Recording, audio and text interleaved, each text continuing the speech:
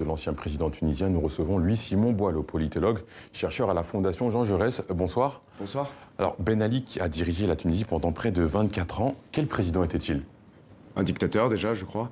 Un dictateur qui a régné sans partage pendant un quart de siècle, qui a, comme justement le disait très bien les différents reportages, muselé complètement la liberté d'expression, qui a fait usage de la force et de la répression sur sa population, et notamment excusez-moi, sur la partie la plus, disons, contestataire à ce moment-là, qui étaient les islamistes.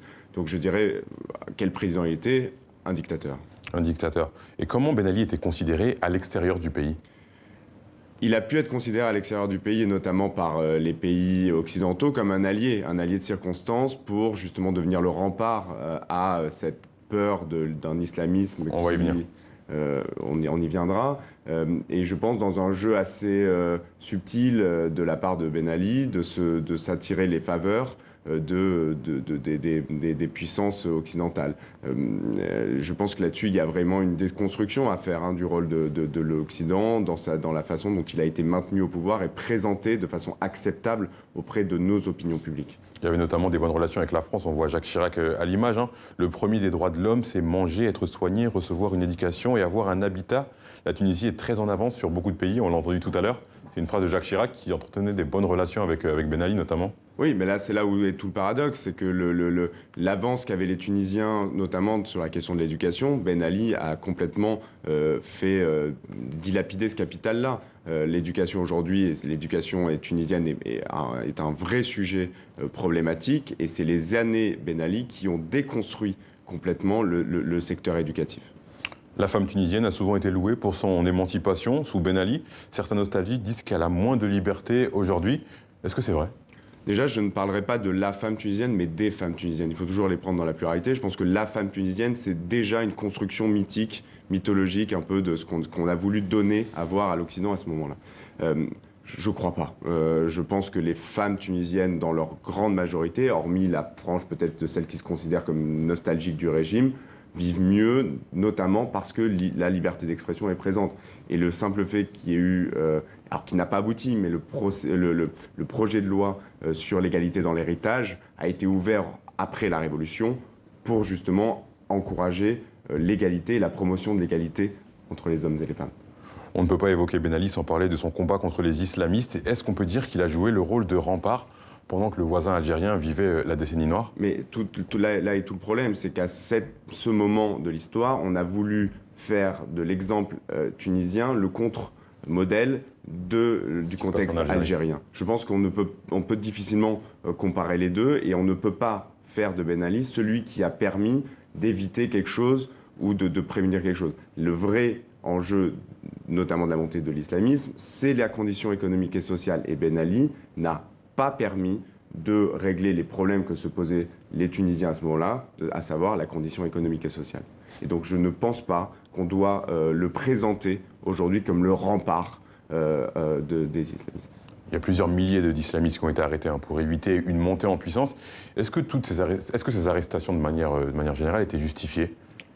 Là-dessus aussi, il y a eu, après 2011, une instance vérité dignité, l'IVD, qui a remis un rapport pour essayer de recenser tous les cas où le régime et les années, et ça remonte au-delà de Ben Ali, ça remonte à 1955, ont été commis des crimes qui ont été commis par l'État. Et cette instance, qui a eu du mal à faire l'ensemble de son travail, avait recensé 60 000 cas, justement, pour permettre de faire cette vérité sur l'ensemble de ces crimes commis. Donc la question, je malheureusement ne peux pas y répondre, et c'était tout le sens de ce travail-là, de permettre par le droit la réconciliation et de faire la lumière sur l'ensemble de ces crimes.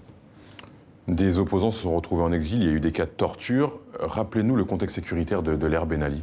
Il est celui d'une dictature, vraiment l'une des dictatures les plus dures. Il y a des syndicats aussi qui ont été, entre guillemets, bâillonnés. Bien sûr, une dictature les plus dures de l'époque. Je veux dire, c'est avec Saddam Hussein en Irak, Kadhafi en Libye et Hosni Moubarak en Égypte. Le régime de Ben Ali est l'un des plus durs. C'est celui qui va, par l'État et par la police, un État policier, le ministère de l'Intérieur, à un nombre absolument considérable de gens sous son autorité pour contrôler la population. Donc on est vraiment dans un contexte extrêmement sécuritaire qui a conduit une partie des opposants, et pas uniquement des opposants islamistes, mais des opposants politiques, à quitter le pays et qui reviennent à partir de 2011, et à partir de 2011 retrouvent la condition de pouvoir créer le pluralisme politique dans le champ politique tunisien.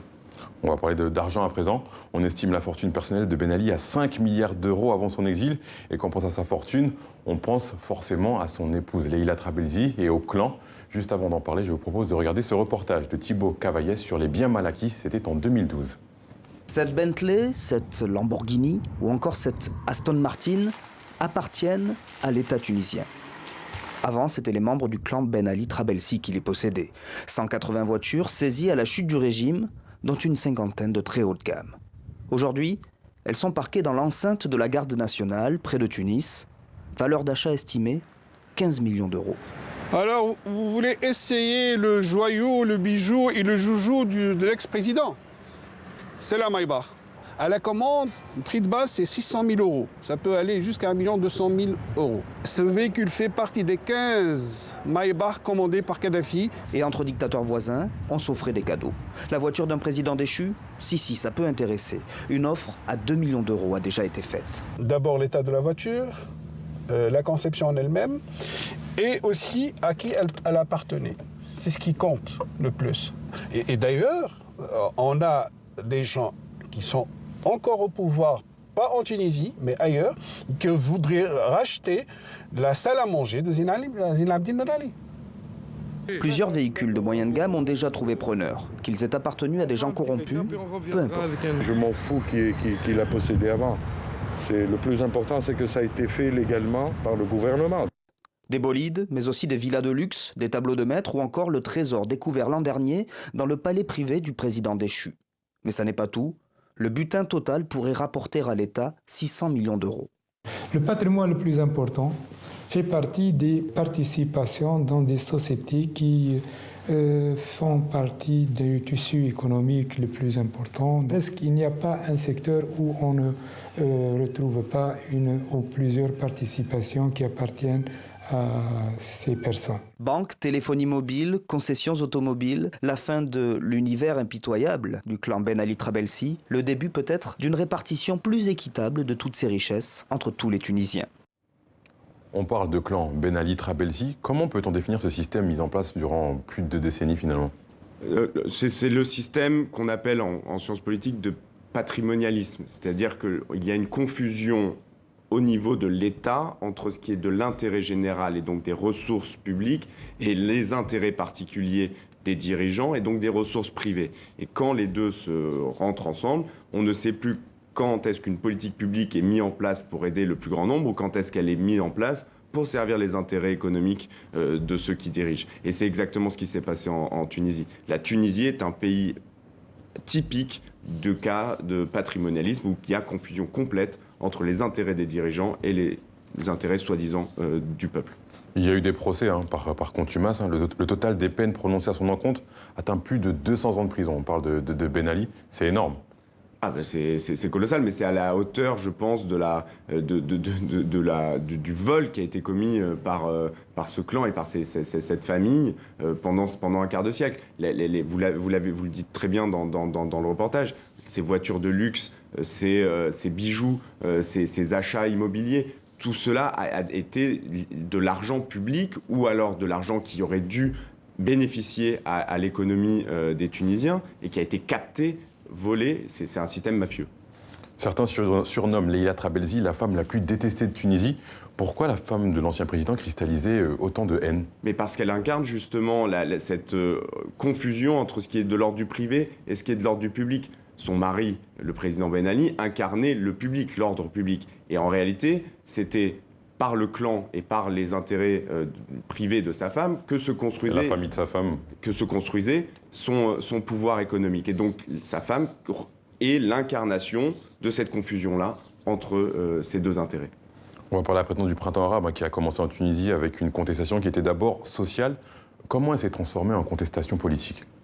Je reviens exactement à ce que je disais, puisque il n'y avait pas de distinction entre ce qui était social et économique et politique, puisque le politique gérait l'économie et gérait le social en captant des richesses et en créant des inégalités. Par contre, là où c'est effectivement très intéressant, c'est de voir que la contestation part de régions extrêmement en souffrance économique pour gagner et devenir mondiale au cœur de la capitale, au niveau du pouvoir politique, au moment où des revendications d'émancipation, de progressisme, de liberté s'éclosent. Mais les deux ne sont absolument pas disjoints à ce moment précis de 2011. Ben Ali a tenté de s'accrocher au pouvoir, il a promis des réformes, il s'est exprimé à la télévision à plusieurs reprises, mais la rue ne voulait plus de son président et le 14 janvier 2011, avec ses proches, il quitte la Tunisie pour l'Arabie Saoudite. Est-ce qu'il avait le choix ? L'histoire le dira, il y a effectivement aujourd'hui des chercheurs, des historiens qui essayent de retracer les dernières heures de Ben Ali en Tunisie avant son départ en Arabie Saoudite. Je n'ai pas les informations et je ne sais pas si c'est à moi de dire, là aussi, s'il avait fait le bon choix ou pas. Par contre, ce qui sera très intéressant, c'est de savoir quels ont été les déterminants conjoncturels à ce moment qui le font prendre la décision de partir.